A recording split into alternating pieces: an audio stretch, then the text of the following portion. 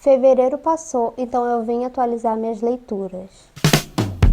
No mês de fevereiro, eu li 12 livros. Eu costumo ler menos livros em fevereiro, eu costumo ler mais em janeiro, abril, outubro. Foi uma surpresa para mim, de fato, porque eu ler 12 livros foi algo bem surpreendente para mim. Vou falar sobre os últimos livros que eu li, tá?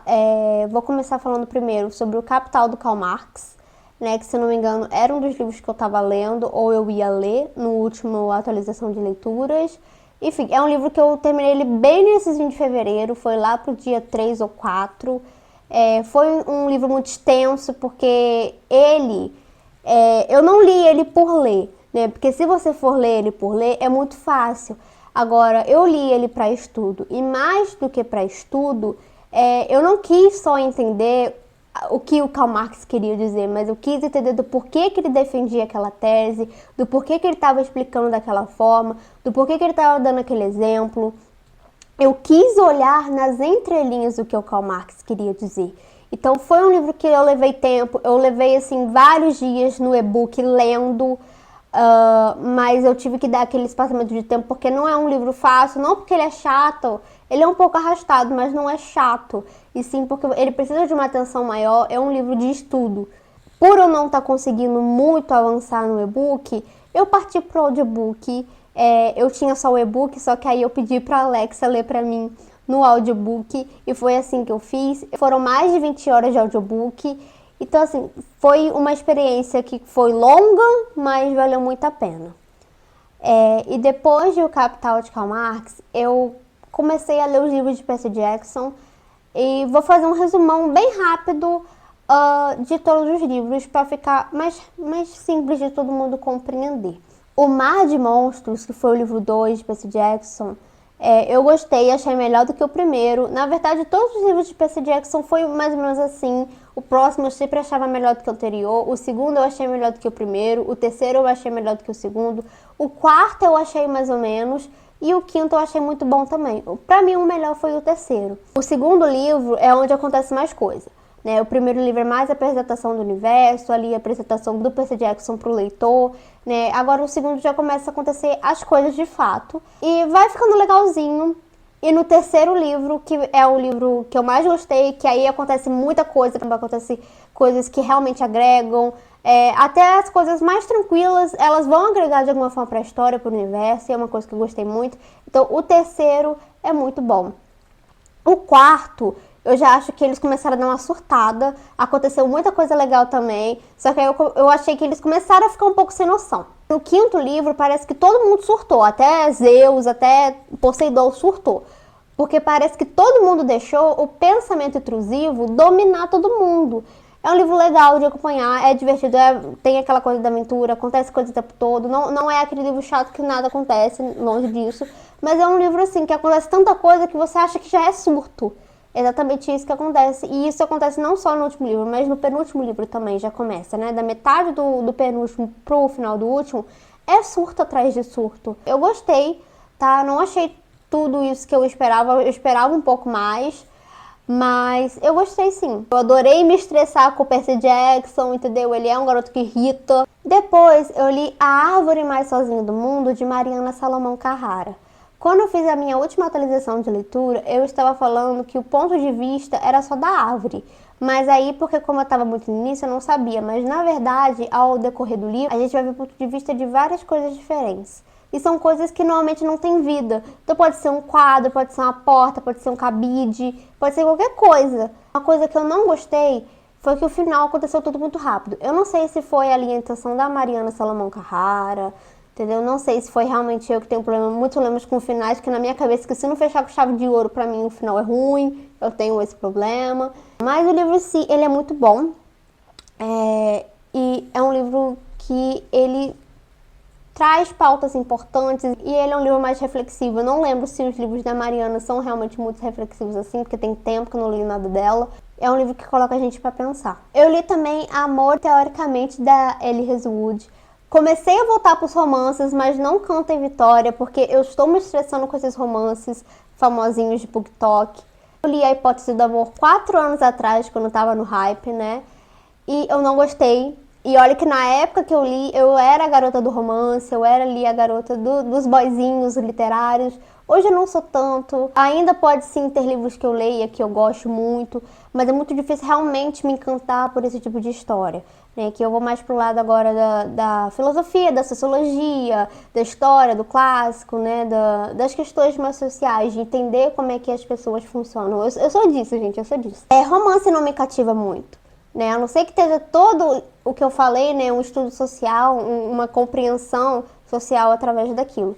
Pegando esse gancho, eu li O Lado Feio do Amor. Os dois, tanto a protagonista quanto o protagonista, são pessoas que têm problemas mentais. E não justifiquem o comportamento dele de ele teve um passado difícil, porque muito antes do passado difícil dele acontecer, ele já agia com comportamentos obsessivos com a ex dele. A Rachel, que é a única que eu me recordo o nome, porque ela sim é uma diva, agora eu lembro o nome dos outros dois, mas enfim. Até a Tate, ela começa a ter comportamentos do Miles, sabe? Que no sentido de que ela começa a agir obsessivamente igual ele. Eu já não sei se ela já era assim e só esse relacionamento ativou essa personalidade dela, ou se ela realmente começou a reproduzir comportamentos dele, né? E é um livro horrendo, não é muito bom, é o péssimo. Tem resenha no Instagram, caso vocês quiserem dar uma olhada.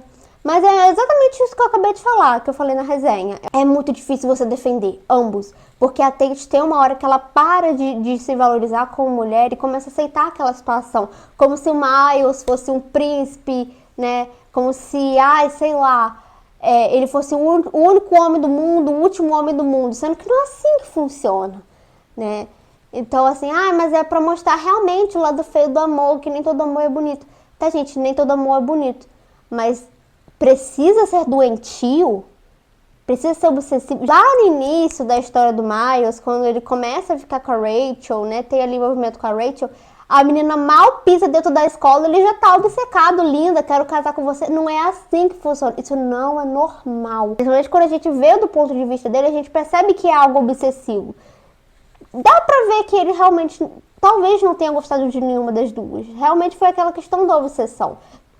E com a obsessão a gente acaba surgindo um apego. Mas não apego porque a gente ama aquela pessoa. Sempre que a gente está tão obcecado que a gente tem apego à sensação de obsessão que a gente tem por aquela pessoa. E é exatamente isso que acontece com ele e um pouco com a protagonista também. Depois eu li Nas Soleiras os Sapatos. É um livro nacional, é um livro de crônicas que literalmente conta o dia a dia da autora. Né? É um livro bem levinho, né? Não acontece nada demais, tipo, de plot twist, porque isso é coisa da ficção, porque aqui ela realmente fala da vida real dela. Então é um livro tranquilinho, ele é ótimo para bater meta, ele é escrito por uma mulher brasileira, ele é curtinho, então ele é ótimo para bater meta, você vai estar apoiando mulheres que escrevem, você vai estar apoiando a literatura nacional, então é tudo de bom esse livro. Fala sobre muitas questões, fala maternidade, fala de casamento, fala de amizade, fala de vivência, de entender a si mesma, de conviver com as pessoas, então fala de temas importantes também. Uma reclamação para fazer, que eu li o Talentoso Ripley e eu não curti muito. Eu gostei muito do desenvolvimento do personagem, do Ripley em si. Ele é um sociopata, tá? Resumindo bem a história, ele tem um conhecido, né? O Ripley, ele tem um conhecido que ele acaba ficando ausente na história. Eu não lembro se ele viaja, se ele some, eu não lembro. E aí o Ripley, ele assume a identidade desse conhecido dele. Ele começa a se passar por ele, responder cartas por ele. E a gente percebe a construção dos problemas mentais do Ripley. Esse livro ele não acontece muita coisa, e é justamente isso que me irrita. Ele acontece algumas coisinhas assim, não pode falar que não acontece nada, acontece algumas coisinhas, mas acontece pouca coisa. É um livro assim muito grande, né, quase 400 páginas pra não acontecer nada e você só ficar ali no pensamento do personagem. Se tivesse 200 páginas, estava muito que bom.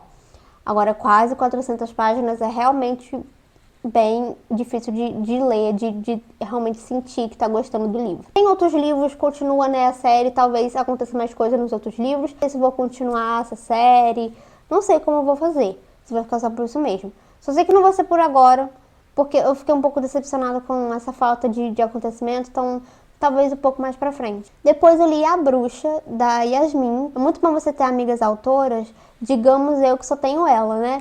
Mas é muito bom você ler um livro e você poder fazer o autor do seu próprio diário de leitura. Então eu terminava um capítulo, acontecia alguma coisa, eu mandava áudio pra Yasmin, surtando, perguntando por que ela escreveu aquilo, por que ela fez isso. Esse livro da Yasmin, ela escreveu com 12 anos de idade. Então realmente é uma linguagem mais fácil, é uma historinha mais bobinha, mas essa é a intenção. Né? Esse livro é muito pra você que tá querendo voltar pra época da fanfic, pra época do Wattpad e não tá achando nenhum livro bom. Porque nenhuma fanfic, nenhum livro daquela época se encontra hoje em dia. Não se faz livros igual aqueles hoje em dia. Ele nasceu do Wattpad, né? Ele nasceu no Wattpad. Então ele realmente tem aquela essência de fanfic, de livro que você termina em um dia. Eu terminei ele em um dia e meio, coisa assim. Né? E é romantasia, mais romance, divertido, é um livro que você dá risada. Gente, eu ri tanto com esse livro, eu ri tanto com esse livro. É muito legal, é muito bom de ler. E eu quero continuar a ler os outros livros dela. Eu quero muito ler O Amor Mora ao Lado, que está disponível no Wattpad. Fala que a protagonista desse livro se parece muito comigo. Então, eu fico tipo...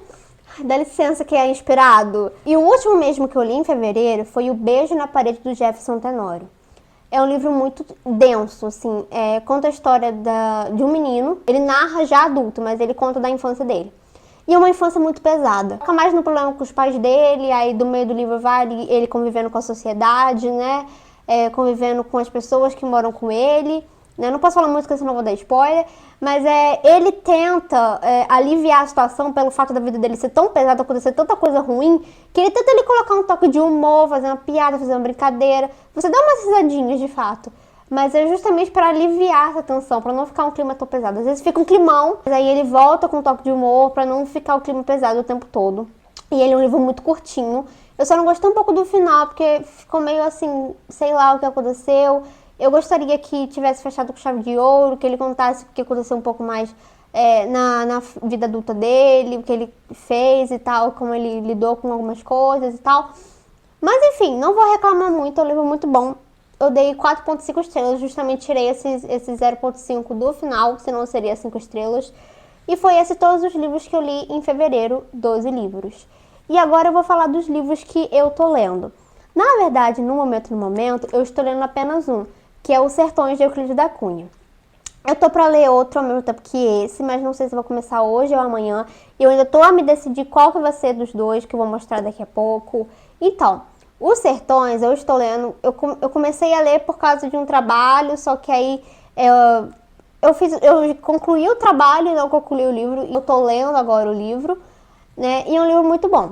Só digo uma coisa, pessoas inteligentes nascem em Cantagalo RJ. Digo isso porque eu também nasci em Cantagalo, então assim, deixa eu enaltecer a minha cultura aqui da minha cidade, dá licença, muito obrigada. Porque Euclides da Cunha, ele era do século XIX. Ele escreveu isso daqui no século XIX. E a gente pensa, nossa, século XIX, pensamento ultrapassado. Euclides da Cunha é um divo. Ele é sensato, ele fala as coisas certas, entendeu? Aqui ele conta como documentarista, como testemunha a Guerra de Canudos. Mas ele traz pautas, opiniões dele, que, gente, é tão babadeiro. Eu marquei muito esse livro. Eu tô na página 148 e eu já marquei muito esse livro. E cada marcação que eu fazia, eu pensava assim, gente, Euclides da Cunha é um divo. Porque é muito bom. Eu tô gostando muito mais dos pensamentos e opiniões dele do que de saber da guerra de fato. No início, gente, é um pouco arrastado, porque ele começa com termos geográficos, e vai entrando na parte dos povos, da sociedade, de como surgiu a Guerra de Canudos, como é que arrumou a briga. Eu comecei a prestar mais atenção, porque realmente gosto dessa parte mais da sociologia, da filosofia, dos pensamentos, das opiniões dele sobre religião e etc. Eu comecei a gostar muito mais desse livro. Ele não é um livro tão fácil de se compreender, não vou mentir, tá? Ele usa muita metáfora. Outro que eu vou começar a ler junto com Os Sertões, que eu ainda não me decidi, Hibisco Roxo ou Hamlet. E eu realmente não sei, gente, porque Hamlet eu preciso ler por causa do clube de leitura da Yasmin. Mas eu já li ele, eu gostei bastante, eu li ele há muito tempo atrás. E eu era uma garota, gente, de 13 anos que amava Shakespeare. Né? Não, tipo assim, as obras eram minhas favoritas, mas eu gostava muito da sensação de ler Shakespeare, da escrita de Shakespeare. E eu não sei se isso continua. Eu queria muito ler isso daqui, não só para lembrar da história, mas também para saber se eu realmente continuo sendo essa garota que ama ler Shakespeare, que ama ver essa palavra culta, esse palavreado culto. Gente, eu adoro palavreado culto, né? Sincero que eu não tenho costume muito no dia a dia. Acho que ninguém, né, tem costume de falar culto no dia a dia. Nem nos textos, às vezes, eu falo. Mas eu gosto muito de ler a literatura culta. E essa edição aqui toda velhinha, não sei nem de que ano que ela é, mas eu adoro ler nessas edições mais antigas. Eu chuto 80. 84! Acertei! Essa edição de 84, gente, agora sim eu tô com muita vontade de ler, ainda mais que essa edição é bem mais velha do que eu imaginava que ela é. Ou esse que tem muito a ver com... Gente, eu surtei quando eu fui ler a sinopse desse livro, porque eu li ele há 2 minutos atrás. Porque eu não sabia do que se tratava. Eu falei, gente, pra eu não surtar tentando explicar, eu vou ler o que exatamente que eu li, porque quem me conhece sabe que são assuntos que eu gosto muito de ler sobre, de estudar sobre.